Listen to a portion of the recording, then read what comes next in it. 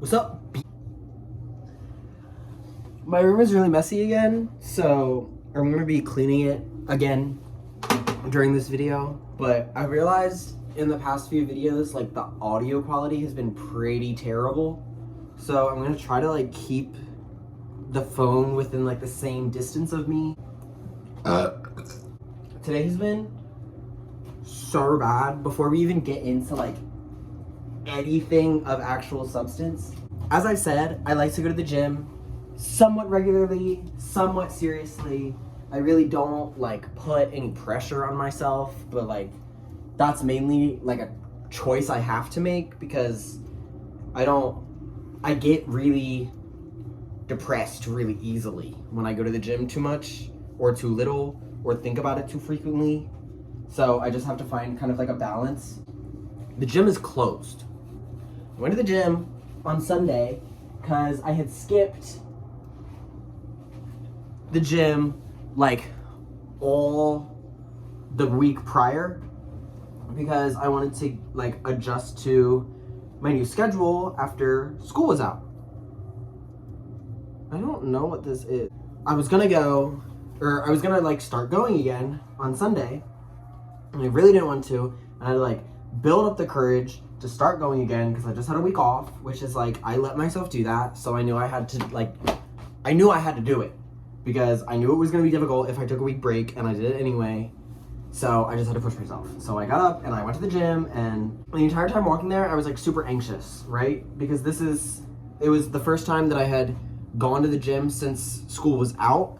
So I was like, what if it's not open anymore? I go to the gym that is part of my school. Like, what if they're wrong? Like, what if this, that, and the other thing? Like, it would be so embarrassing walking up to the door and it doesn't open. So I walk up and I like look in the window and I see that there are people in the gym. So I'm like, okay, work. I don't like need to worry. So I go in, open the door. I'm like at the little like slidey thing where you like slide your card in and then the little gate opens up. And I swipe it and it like just doesn't do anything. Like it doesn't say anything's wrong, it just doesn't do anything. So I did it again, nothing happens. I'll do it again, nothing happens. So I like say to the lady that's working behind the desk, I'm like, hey, it's not letting me in. And she goes, oh, are you a summer student? No. But I go here. Y'all just got the check from my last semester, so I don't really know what the issue would be. But I guess they only let the gym be used by people who are like active students, which like that makes sense. Like I can step away from my own opinions enough to be like, yeah, that makes sense business wise. But it's still like very frustrating. It's annoying because that was like part of my plan. Like for this summer, my plan was to like go to the gym and go to work, and that's like it. And now I can't do that anymore. So I've like regressed back to doing my workouts at home, like just on the floor. I have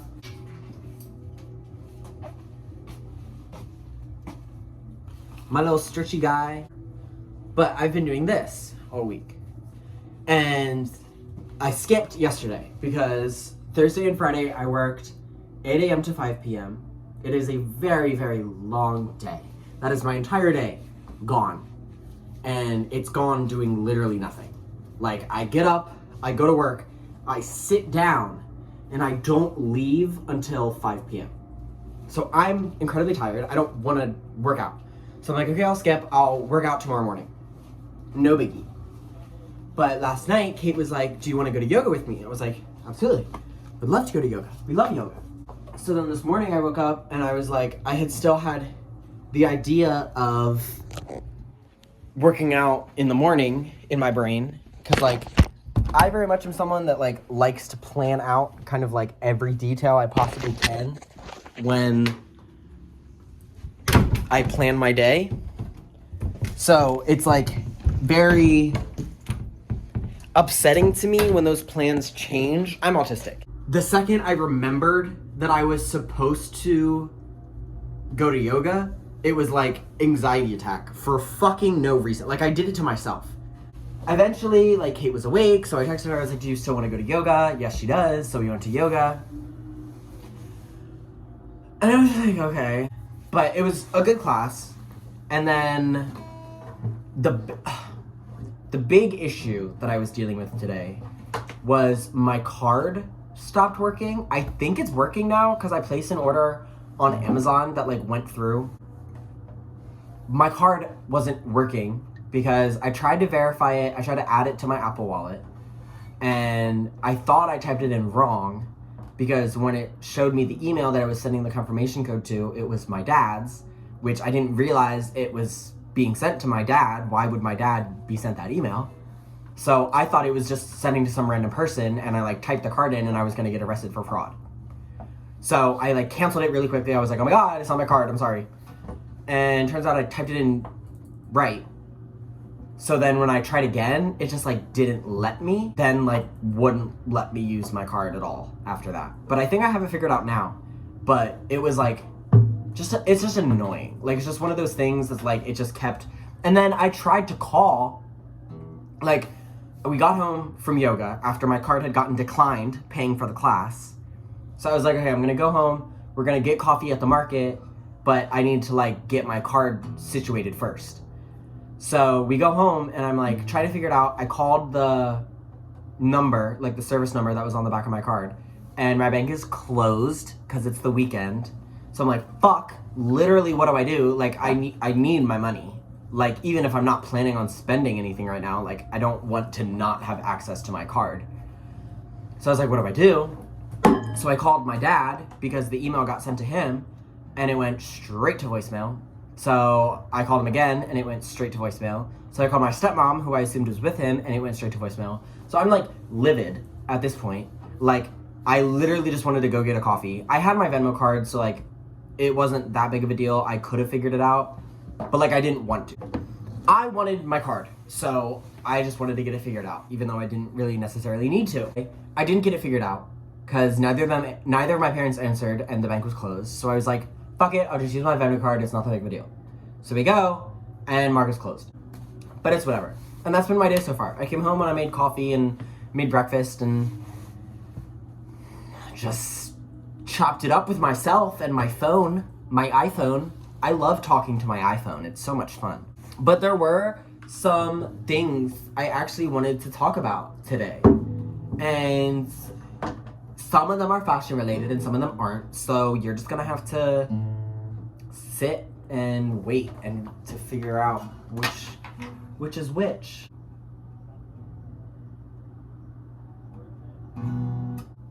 Anyway, so I saw a TikTok the other day that basically said like, it was specifically targeted, I think, at like gay people, but I feel like this is like a topic that can be useful for anyone, or a mindset that can be useful for anyone. So just don't ignore that. This guy made a video and he was basically talking about how like you shouldn't focus on what you lack. And that's not at all like a new premise. Like I'm not claiming that like I just had this epiphany. But it is something that like I do think rings especially true, like maybe for myself, but also for this generation. I think that, okay, when social media like first became like a big thing, it was like two of like the main campaigns that I feel like were going on with like the vloggers and like all the people that we began to attach to, like once social media was like, you could become cool because you were on social media. The like two biggest things were like cyberbullying and also like the life that you see on their social media isn't real.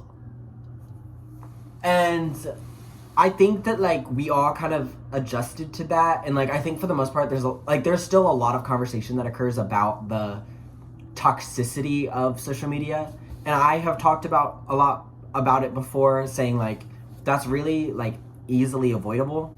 I think we're in a really weird like moment right now, a moment in time where TikTok is almost like a separate entity from social media.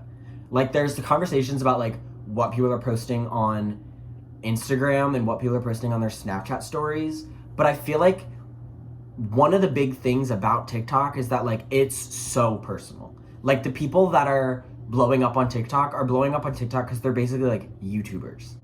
Obviously, there's still the same premises of like what they're picking what they're showing you. So like obviously there's other things that you're not seeing. But I think that like for the most part it doesn't feel as much like that because it's so like vulnerable. Like the way we've clung to influencers and like the inner workings of those groups through TikTok is like insane.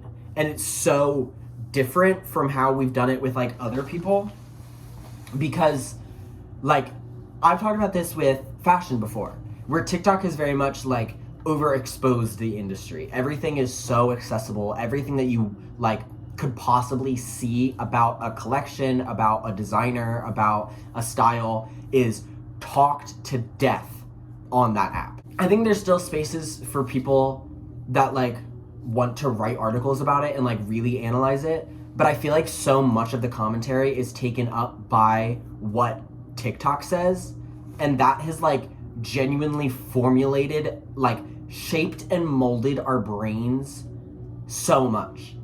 TikTok has kind of had a way of like shaping the commentary of our generation. Like the things that we think about and the things that we talk about and the things that we find important are because of TikTok. And I can say that so confidently because I know, like, I don't I don't think I'm one of those people that just like does what's popular, even like in my niche group. Like obviously there's things that I'm doing that aren't popular to the majority, but are popular because like of my audience. Addison Rae got invited to the Met Gala. Like that is such a huge, like 5 years ago, if you had said that like vloggers and influencers were getting invited to the Met, no one would fucking believe you. That's fucking insane. So the fact that we're at a point where like literal strangers that just blew up on the internet because her dad looked like, who did her dad looked like the guy from some pizza place, and her mom looks like Trump's wife. I literally remember the video that made her blow up, and everyone was commenting about her parent. Like nobody gave a fuck about Addison Rae, but that video got her so much traction that she blew up, and a year later she's invited to the Met.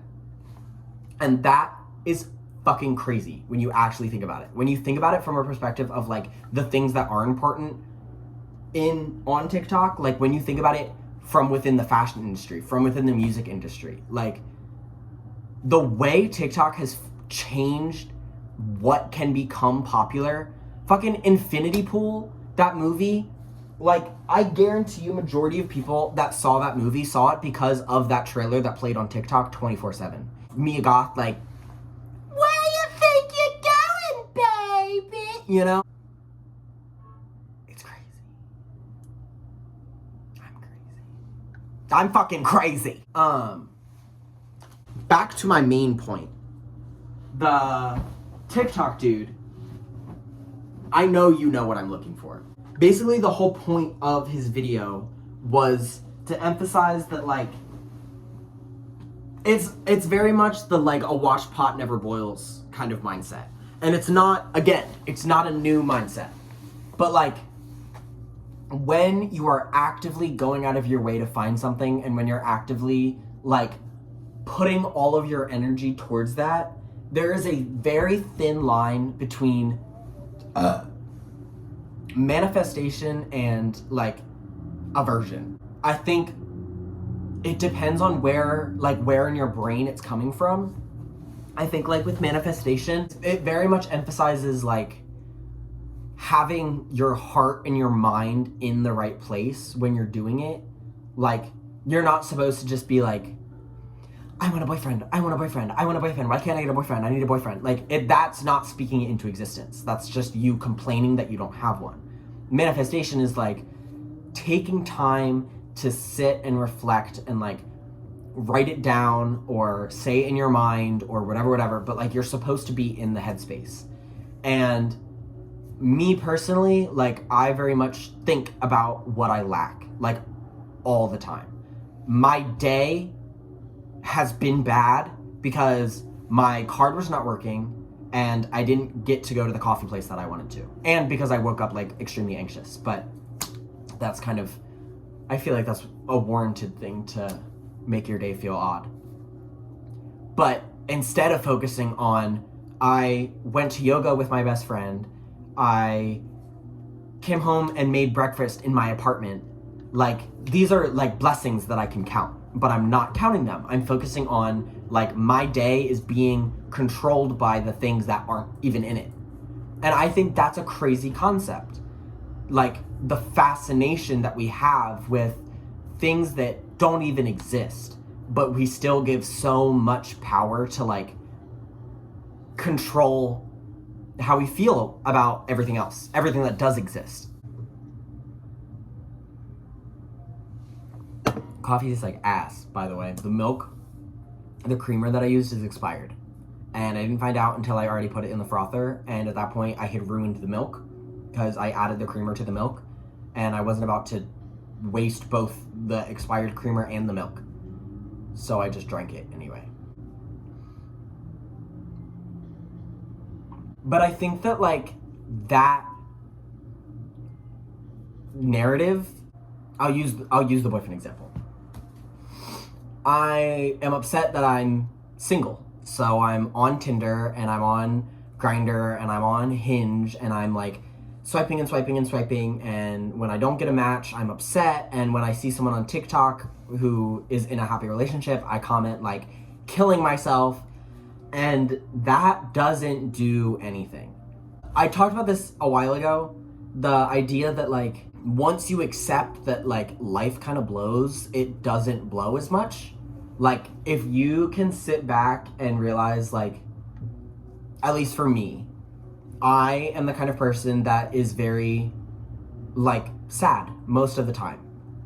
And I don't think that that in and of itself is sad. And that doesn't really make me sad. Like me being sad doesn't make me sad. I just feel sad, but I can also feel other things. So I think that like we have so much control over our bodies and our emotions, and like obviously we don't. Like there's people that like can't control their emotions, and I'm one of them.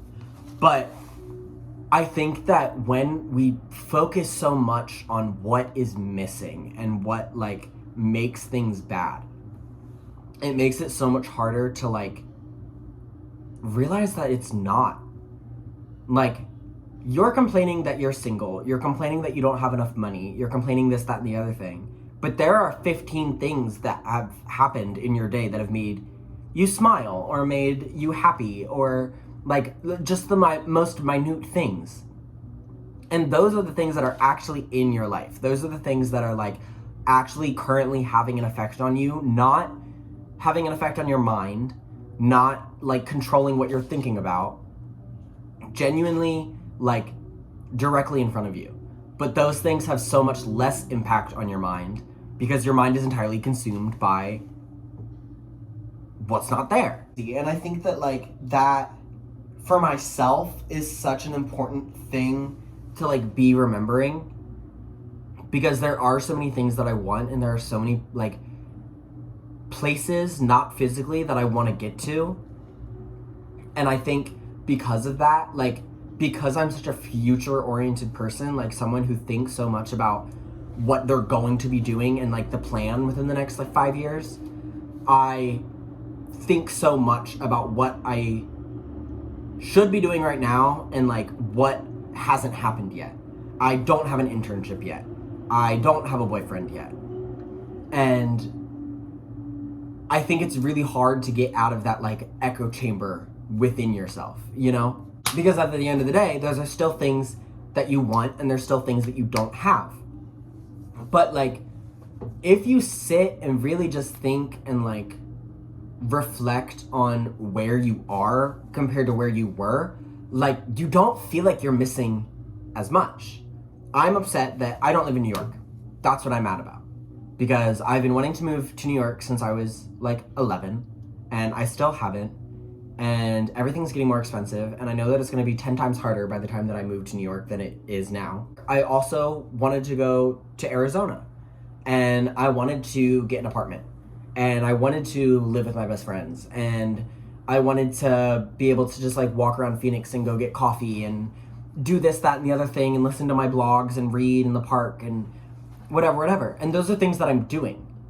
But because of that one thing, because I don't currently live in New York, like, nothing else matters. Nothing means anything. And that is such a negative, like, evil, self-isolating feeling to have. Because at the end of the day, you can't do anything about it. And that's kind of why I think it's important to, like, accept that things suck. But not everything has to, you know? The fashion things I want to talk about, like, aren't at all related, I feel like. Actually, yes, they are. They are a little bit, but you have to piece it together. So, the starter of this conversation is the Gucci cruise show that just happened in Seoul. And I actually really, really liked the collection. And Gucci is a brand that I have been shit-talking along with Louis Vuitton and Tom Brown for years. Since I got into fashion, Gucci has been, like, my main target. Just that kind of, like, gross, like, branding. It's brands. It's the brands that their brand is their brand, you know? Like, there's Dolce & Gabbana and there's Gucci. And they're on two very, very, like, the opposite sides of, like, my opinion for fashion. And Dolce & Gabbana, their shtick is having a brand. Their shtick is, like, making artistic fashion, couture, like, things that are more interesting than just their appearance and just, like, the fact that it's designer. And Gucci is the opposite. Like, Gucci is successful because it's Gucci. Gucci, at this point, obviously, like, the old Gucci, we love old Gucci. Gucci now. Gucci now is Gucci because, like, the Gucci belt.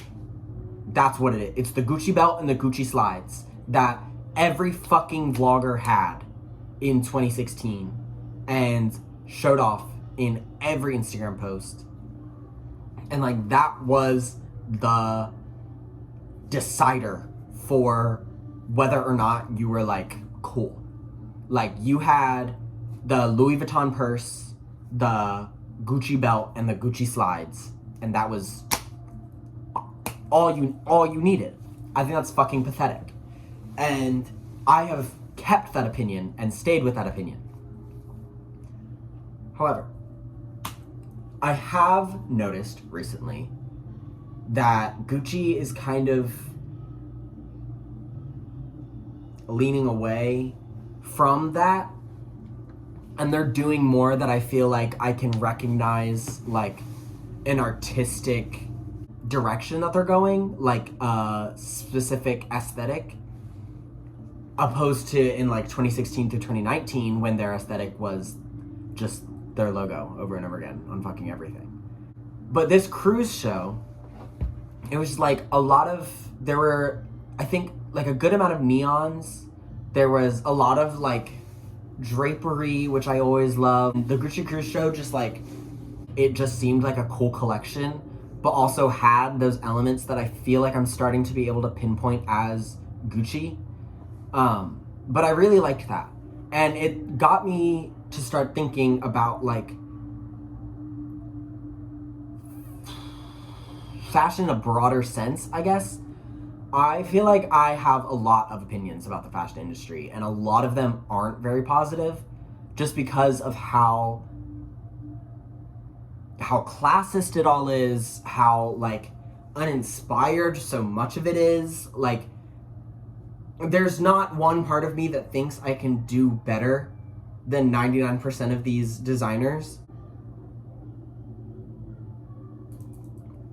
Point is, even though like I have a lot of negative opinions towards fashion, I'm starting to recognize like there is a very clear divide in like who their audience is. Like they're like a brand's audience plays such a huge role on what they look like, obviously, but in a way of like genuinely whether or not they look good or bad. Their audience in the sense of what they're trying to use to attract people. Collections that you see on TikTok are good. For me. Okay, so a target audience is like a huge thing, and I think a lot of people have that on TikTok, like the people who are showing up on your For You page and whose For You page you're showing up on. And I think like for me, the collections that I'm seeing 99.99% of the time on TikTok are like brands that know how to appeal to the people they're trying to appeal to. I'll take that back. All brands know how to appeal who they're trying to appeal to, for the most part. But like, it's very clear when a brand is appealing to fashionistas and fashion dudes. There's people who have knowledge about the fashion industry and fashion and whatever, and people who resell $5 shirts on Depop for $50 because it's Harley Davidson. And Gucci, I feel like for the most part, has been playing this field. But within the past like few years or so, I remember some of their collections last year even.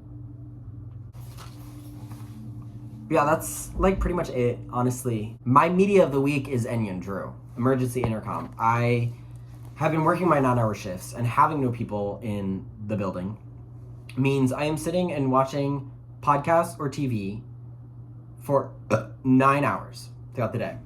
And yesterday I watched, I think, 5 or 6 episodes of Emergency Intercom. Yeah, that's like genuinely it. I like haven't even been listening to music that much recently. Main artists that I just like keep listening to are still Caliuchis. I listen to so much Korn. I listen to System of the Down has been somewhat there, like definitely listening to more frequently. Crazy. Anyway, and that's it. I hope you all have an amazing week and an amazing life and an amazing summer. Please, please, please, please, if you have the chance, go look at my website. I spent so much time and so much energy making it look like something I could be proud of. It would mean a lot to me if you went and looked at it. I think I'm gonna do a schedule of like new posts on the website, like Thursdays, maybe.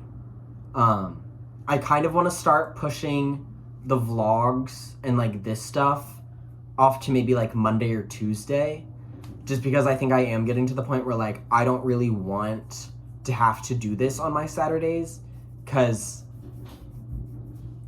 it's just not exactly like the most fun, and I think my brain is a lot more active during the week versus the weekend. I just kind of want to like do what I want to do. Let me know if there are things you want to see me do, or like topics you'd like to hear me talk about.